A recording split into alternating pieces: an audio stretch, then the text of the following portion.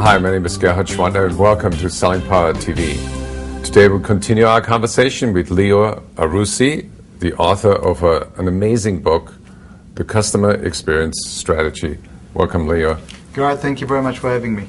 Leo, can you do me a favor and give me 5 tips that we can all apply to create a better customer experience? Sure. Gerhard, it starts with the very basic thing. When you rush to do customer experience, try to pause for a moment and ask yourself, what problem are you trying to solve? I've seen variety of activities in the name of customer experience that were absolutely not based on a business problem. Make sure that you understand what the business problem is, and to the degree that you can, actually quantify the impact of not delivering customer experience. It will help everybody in your organization to buy in and commit resources and investment. The book has a complete chapter with case study and examples and formulas around the economics of customer experience. Find out what are your economics and therefore why you want to do it. I would say that is a foundational element that every organization needs to do.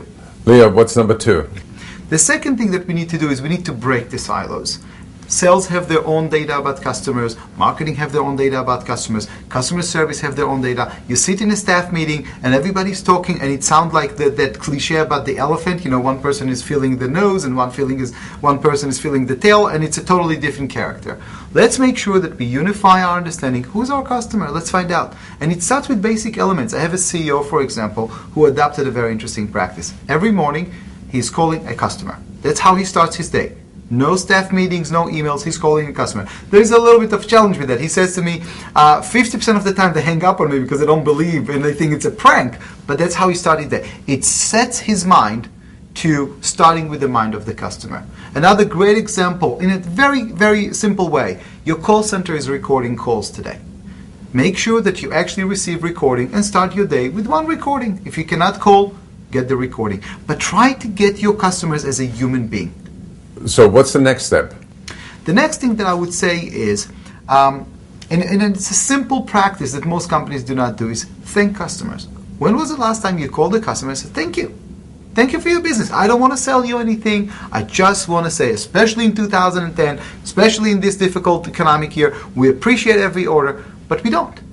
We take those orders for granted, and what should have been a nice congratulatory letter usually arrives in the form of an invoice that is convoluted and difficult to understand. Take your invoices and make them a big thank you letter. Turn them into something that will actually tell the customers, we appreciate it. We absolutely appreciate it. What's number 4? The real power, the real customer experience resides in the decisions that your employees make every day. You are the sum total of their decisions. Every day they can decide to do excellence or to deliver mediocrity. Interestingly enough, a call center agent takes 10,000 calls a year.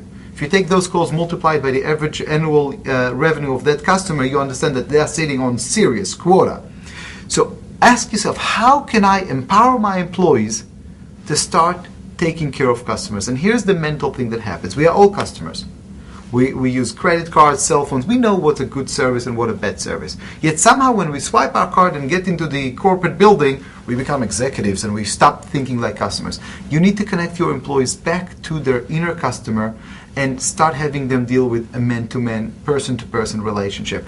And that's where training can do a tremendous work for you in just bringing all the employees back to their core and tap into their internal customer so they can care and be sincere from a good place, from an honest place, from a genuine place, not from because corporate said so, because the CEO said so, and so on and so forth. What's number 5? Number 5 is actually a fun exercise that every company can start.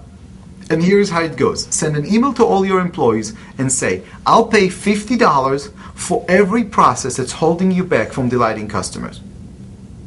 And ask your employees to tell you what's holding them back. You'll receive a beautiful list and you can prioritize the things and start cleaning up the path so your employees can run as fast as they can to delight customers. In your book, you have an idea with a Porsche. Can you explain that?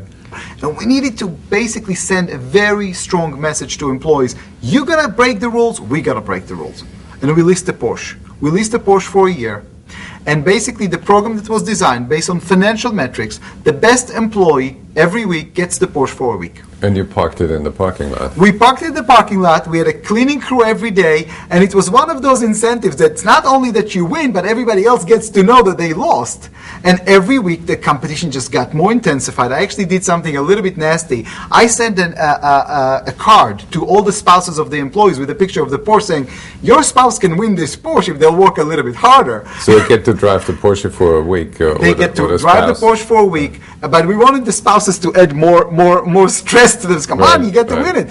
Our employees would have never dreamt about driving a Porsche. It was beyond their world. Right. And I wanted to show to them, if you're going to go beyond your world to delight my customers, I'm going to go beyond that world for you. You're going to create an experience, and I'm going to create a lifetime experience for you. What did they have to do to get the Porsche for a week? There were different metrics around sales and service, quality of service.